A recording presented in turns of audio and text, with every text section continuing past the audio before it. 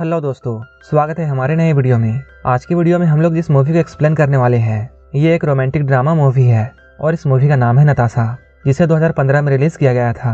इस मूवी के स्टार्टिंग में हम लोग 16 साल के एक लड़के मार्क को देखते हैं जो कि अपने दोस्तों के साथ पार्टी कर रहा होता है। यहाँ वो एक लड़की के पास आता है, लेकिन वो लड़की उसे प्लेजर नहीं देती है और उसके खड़े एल पर धोखा हो जाता है। इसके बाद मार्क अपने घर जाता है। इसके बाद वो अपने लैपटॉप को ऑन करके वीडियोस देखता है और अपने हाथों की शक्ति दिखाकर सो जाता है। सुबह में उसकी मॉम उसे उठाने के लिए आती है। वो उससे कहती है आज तुम्हारे अंकल और जिन आने वाले हैं। अब काफी टाइम गुजर चुका है। मार्क के अंकल और जिन यहाँ आ चुके हैं। जीना अभी यहाँ रसिया से आई थी। जब वो सभी को खाना सर्व कर रही होती है तब मार्क उसे ही देखता है। इसके कुछ देर बाद मार्क अपनी सिस्टर से मिलता है, जहाँ उसकी सिस्टर उसे बताती है कैसे जीना की ड्रेस की वजह से सारे लोग उसे ही देख रहे थे।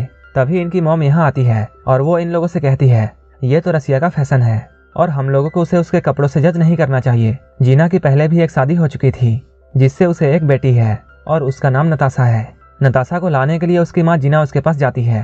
जब वो लोग रसिया से लौटती हैं तब फैमिली के सारे लोग उन्हें रिसीव करने के लिए एयरपोर्ट पर जाते हैं, जहाँ मार्क पहली बार नताशा को देखता है जिसकी उम्र 14 साल थी। कुछ दिनों के बाद मार्क के अंकल और जीना शादी कर लेते हैं। ये सारे लोग इस पार्टी में बहुत खुश थे, लेकिन इस पार्टी में नताशा बोर हो रही थी। तभी मार्क की मॉम मार्क को बताती है यहाँ हमारे बीच नताशा बोर हो रही है, इसलिए वो मार्क को उसे अपना घर दिखाने के लिए बोलती है।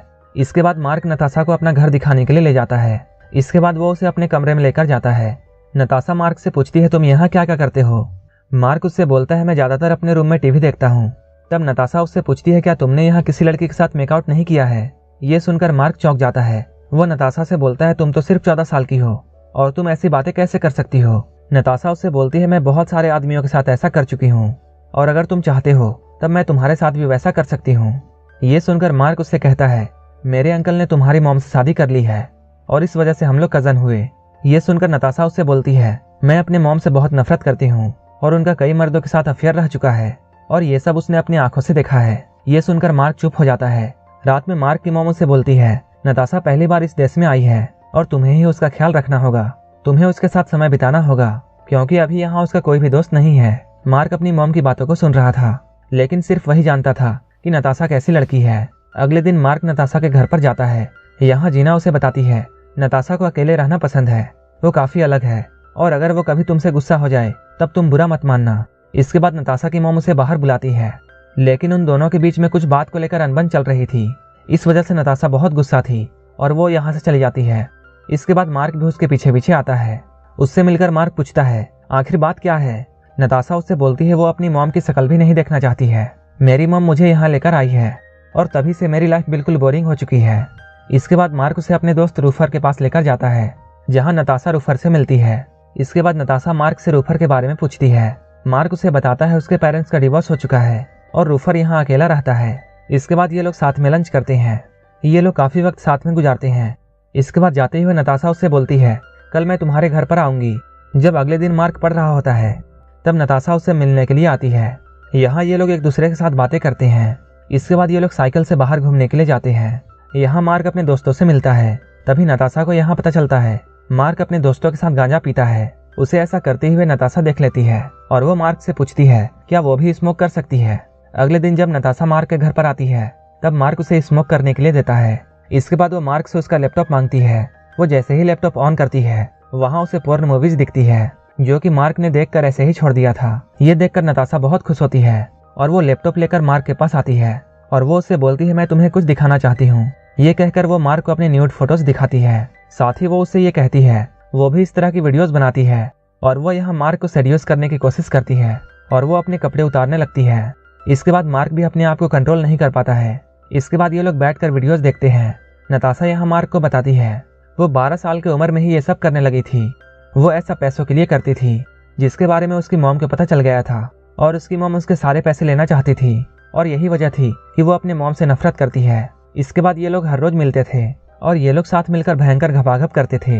अब मार्क को नताशा से प्यार होने लगता है। वो उसे घुमाने के लिए बहुत सारे जगहों पर लेकर जाता है। इसके कुछ दिनों बाद मार्क के अंकल और जीना बाहर चले जाते हैं, इसलिए नताशा मार्क के घर पर ही रुकती है। रात को ये दोनों चैटिंग करते हैं, फिर एक दूसरे को गुड नाइट कहकर सोने के लिए जाते हैं। लेकिन थोड़ी देर बाद नताशा मार्क के कमरे में आती है।